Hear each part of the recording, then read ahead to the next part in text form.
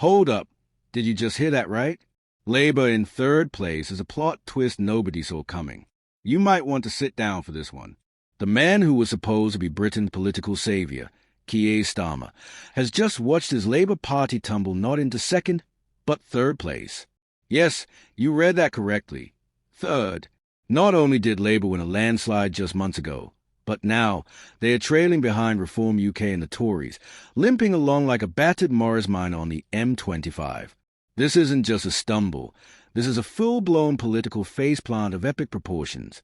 And before we dissect this absolute carnage, take a deep breath, because British politics just got nuclear.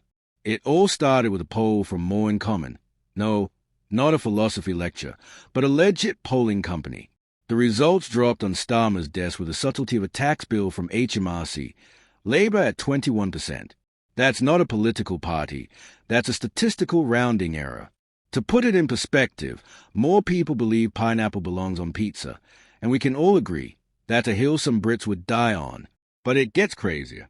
Just a few months ago, Labour stood at 34% in the general election. Now, they've nosedived to 21%, a drop so steep it makes Boris Johnson's Partygate popularity collapse look like a gentle stumble. The poll, conducted between June 13th and 16th, shows Reform UK, yes, Nigel Farage's band of political insurgents, sitting pretty at the top. The Conservatives, battered but not broken, have clawed their way back to second place, probably muttering, "At least we're not Labour," under their breath. Luke Tiawayo from More in Common remarked that this matches Labour's previous low from March. But here's the kicker.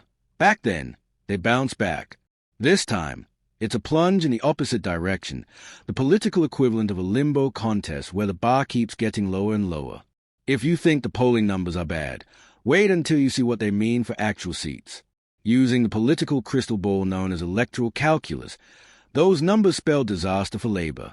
Reform UK would squeak out a 2-seat majority, while Labour would plummet from 411 seats to just 129. That's not a defeat, that's an extinction-level event. And it's not just backbenchers destined for political oblivion. Some of Labour's biggest names, Rachel Reeves, Angela Rayner, Yvette Cooper, and even Ed Miliband, whose career is practically a case study in political disappointment, are all projected to lose their seats to Reform UK. That's not losing an election, that's getting obliterated by the very party Labour spent years dismissing as a sideshow. So how is Starmer responding? By going on the offensive. Back in May, he showed up at a glass factory in St. Helens to attack Nigel Farage, accusing him of wanting to spend billions upon billions upon billions in an unfunded way. He even compared Farage's economic plans to Liz Truss's, which, in political speak, is code for economic suicide. But here's the problem. Attacking Reform UK is like poking a hornet's nest while wearing a suit made of honey. Reform's chairman, Richard Tice, fired back immediately, calling Starmer's press conference panic stations. And honestly, when you're trailing by 8 points and launching attacks from glass factories, panic might be an understatement. Labour's woes don't stop at polling. While Starmer fumbles with political strategy, the Channel crossing crisis is spiraling out of control. Albanian gangs are now offering summer discounts. £2,000 per person for crossing, the lowest price since 2002. These aren't the usual dinghies. We're talking about taxi boats operating from hidden coves, picking up passengers as if it's some twisted aquatic bus service. More than 16,000 migrants have crossed this year, up 40% from last year. The UK has become, in the words of the mayor of Emblates, an El Dorado for migrants. With British politics in chaos, they might be the only ones who still think the UK is worth the journey.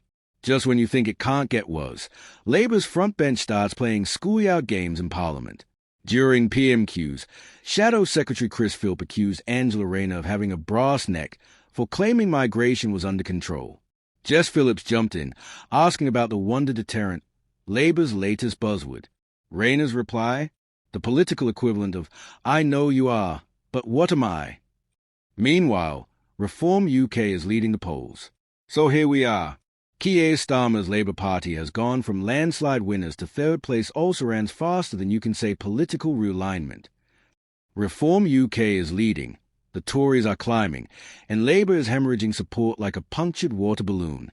The big question Is this just a temporary blip, or are we witnessing the start of complete political reshuffle?